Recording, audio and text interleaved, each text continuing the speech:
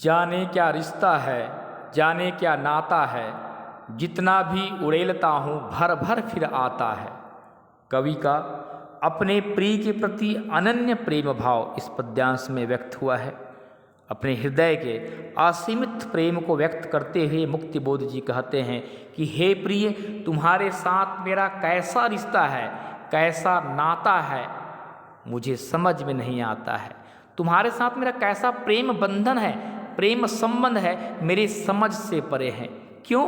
क्योंकि जितना भी उड़ेलता हूँ भर भर फिर आता है। मैं अपने हृदय से तुम्हें जितना भी अधिक प्रेम प्रदान करता हूँ, मैं अपने हृदय से प्रेम रूपी जल को जितना भी बाहर निकालता हूँ, मेरे हृदय में यह प्रेम रूपी जल उतनी ही विपुल मात्रा में पुनः भर आता है। और इसीलिए मैं समझ नहीं पा रहा हूँ कि तुम्हारे साथ यह किस प्रकार का रिश्ता है, कैसा प्रेम बंधन है।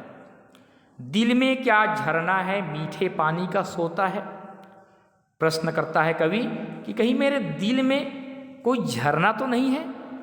जिस प्रकार से झरना में पानी का स्रोत निरंतर बना होता है और उस झरना में पानी कहाँ से आ रहा है यह भी समझ से परे होता है, उसी प्रकार से मैं भी समझ नहीं पा रहा हूँ कि मेरे हृदय रूपी झरना में यह प्रेम रूपी जल कहाँ से आ रहा है, जो कभी समाप्त नहीं हो पा रहा है। मीठे पानी का सोता है, कहीं मेरे हृदय में मीठे पानी का स्रोत तो नहीं है। भीतर वह ऊपर तुम।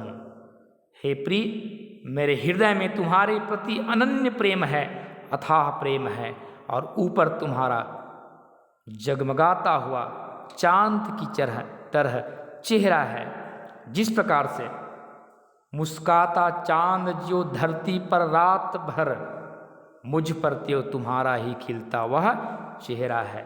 जिस प्रकार से आसमान में चांद उपस्थित होकर के रात भर धरती को अपने रजत प्रकाश से, अपने चांदनी प्रकाश से प्रकाशित करता है, उसी प्रकार से तुम्हारी चांद के समान यह चेहरा मुझे आलोकित करती है। मेरे हृदय के अंदर तुम्हारे प्रति अथाह प्रेम है और बाहर पूर्णिमा के चांद की तरह तुम्हारे मुस्कुराते चेहरे की आभा है। जिस प्रकार पूर्णिमा का चांद धरती को रात में प्रकाशित करता है, उसी प्रकार तुम्हारे मुस्कुराते रूप सौंदर्य की चमक मुझे प्रभावित करती है। इस प्रकार से कवि का अनन्य प्रेम, असीमित प्रेम इस पद्यांश में व्यक्त हुआ है। अब देखते हैं इन पंक्तियों में कौन कौन से काव्य सौंदर्य है। तो प्रथम पंक्ति देखिए, जाने क्या रिश्ता है, जाने क्या नाता है। संदेह है कवि के हृदय में, मन में, इसलिए संदेह अलंकार। जितना भी उड़ेलता हूँ भर भर फिर आता है, यहाँ विरोधाभास अलंकार, विरोध का आभास हो रहा है। किसी पदार्थ गुण क्रिया में वास्तविक विरोध ना होने पर विरोध का आभास हो तो वहाँ पर विरोधाभास अलंकार होता है। और भर भर में पुनरुक्ति प्रकाश अलंकार। दिल में क्या झरना है, मीठे पानी का सोता है, इन दोनों पंक्तियों में रूपक अलंकार है। मुस्काता चांद जो धरती पर रात भर, मुझ पर त्यों तुम्हारा ही खिलता हुआ चेहरा है।